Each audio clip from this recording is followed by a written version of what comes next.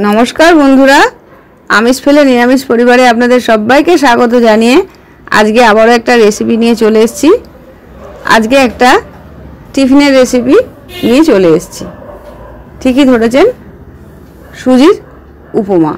এই রেসিপিটা একবার হলেও বানাবেন। এর মধ্যে আমি সমস্ত রকমের সবজি দিয়ে দিয়েছি আর 200 গ্রামের মতন সুজি নিয়েছি। এই সবজিগুলো নিয়েছি আলু, বাঁধাকপি, গাজর, ক্যাপসিকাম আর বিনস।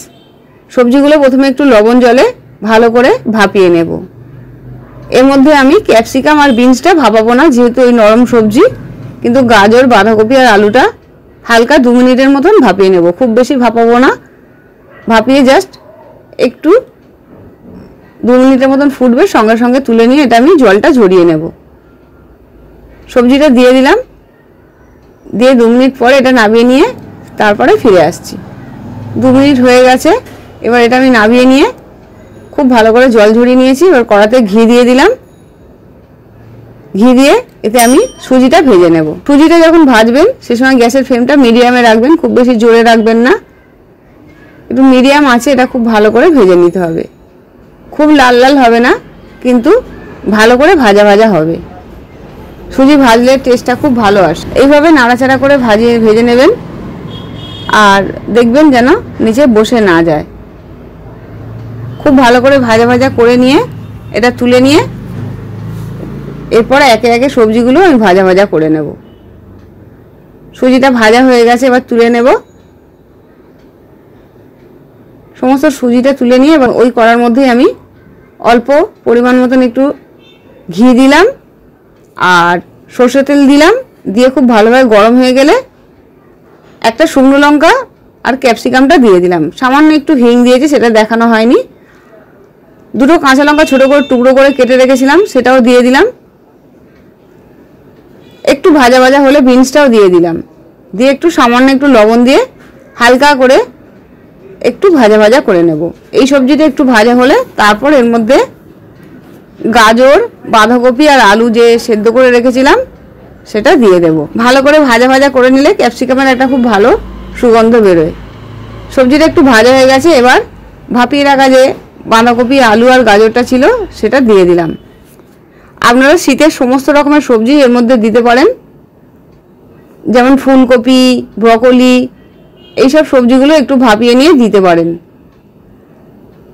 খুব ভালো করে ভাজা ভাজা করে নিলে সবজির একটা মিষ্টি সুগন্ধ বেরোবে, রান্নার টেস্টটা খুব ভালো আসবে।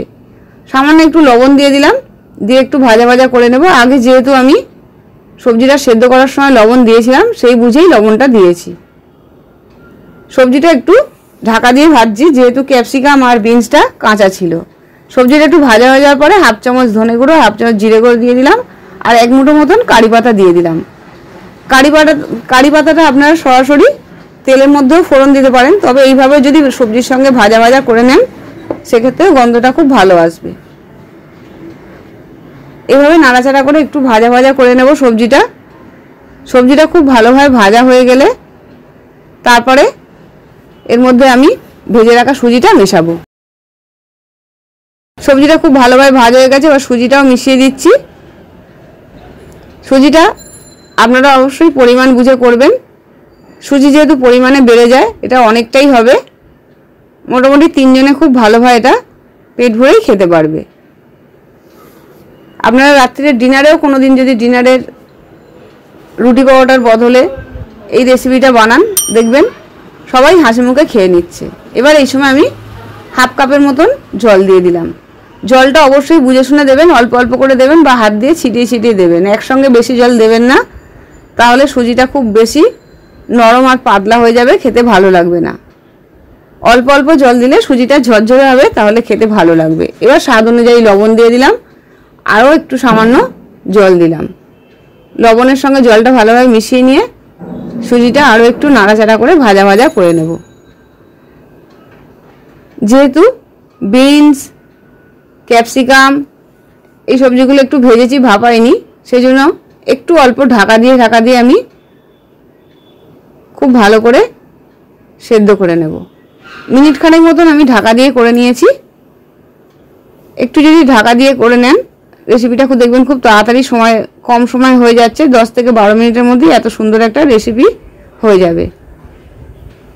মিনিটখানেক একটু ভাপিয়ে নিয়েছি, নিয়ে আবার ঢাকাটা খুলে দিয়ে একটু স্বাদ অনুযায়ী হাফ চামচের মতন চিনি দিয়ে দিলাম। চিনিটা অবশ্যই দেবেন, চিনি দিলে মিষ্টি হবে না, কিন্তু স্বাদের ব্যালেন্সটা খুব ভালো আসবে। চিনিটা দিয়ে খুব ভালো করে মিশিয়ে নিয়ে নাড়াচাড়া করে দিয়েছি। সুজিটা আরও একটু শক্ত আছে, আরও মিনিটখানেক ঢাকা দিয়ে রেখেছিলাম, একটু নাড়াচাড়া করে দিলাম ঢাকা খুলে। এবার সুজিটা মোটামুটি হয়ে এসছে। সুজিটা একটু ঠান্ডা হয়ে গেলে দেখবেন যে জড়িয়ে জড়িয়ে গেছে, এগুলো একটু খুলে আলগা আলগা মতন হয়ে যাবে। আরও একটু জল ছিটিয়ে দিলাম যাতে ভালোভাবে এটা সিদ্ধ হয়ে যায় আর ঝরঝরে হয়। আপনারা সিদ্ধ হলে বুঝতে পারবেন খুব ভালোভাবে ঝরঝরে হয়ে যাবে আর সমস্ত সবজিও খুব ভালোভাবে সিদ্ধ হয়ে যাবে। এভাবে নাড়াচাড়া করে জলটা খুব ভালো করে শুকিয়ে নেব। এবার সমস্ত সবজি মোটামুটি সেদ্ধ হয়ে গেছে আর সুজিটাও সেদ্ধ হয়ে গেছে, নাবিয়ে নেব। এটা নাবানোর আগে একটা বিশেষ জিনিস এতে দেব। যেহেতু আমি কোনো প্রকার টমেটো বা টমেটো সস ব্যবহার করিনি, সেই জন্য একটা পাতিলেবুর অর্ধেক আমি এইভাবে রসটা দিয়ে দিলাম। পাতিলেবুটা দিয়ে ভালো করে মিশিয়ে নেব আর এক মুঠো ধনেপাতা দিয়ে দেব, দিয়ে গ্যাসটা অফ করে দেব। পরিবেশনের সময় আমি এতে কিছু বাদাম ভেজে দিয়ে দিয়েছি। বাদামটা প্রথম থেকে দেবেন না, যেহেতু সুজিতে অল্প অল্প জল ছিটিয়ে ছিটিয়ে দেওয়া হয়েছে, বাদামটা নরম হয়ে গেলে খেতে একদমই ভালো লাগবে না। ভেজে যদি পরে মেশান সেক্ষেত্রে খেতেও ভালো লাগবে, দেখতেও ভালো লাগবে। বাদাম বেশি নরম হয়ে গেলে একদমই টেস্ট লাগে না। দেখুন কত সুন্দর হয়েছে। মিনিট 5 এটা ঠান্ডা করে নেওয়ার পর অনেকটাই ঝরঝরে হয়ে গেছে, দেখতে যত সুন্দর খেতে তার থেকেও বেশি সুন্দর হয়েছে।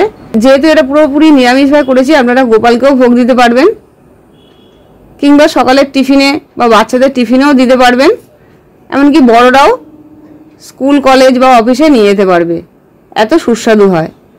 আর রেসিপিটা একবার সকালের দিকে বানালে এটা বিকেলেও খেতে পারবেন।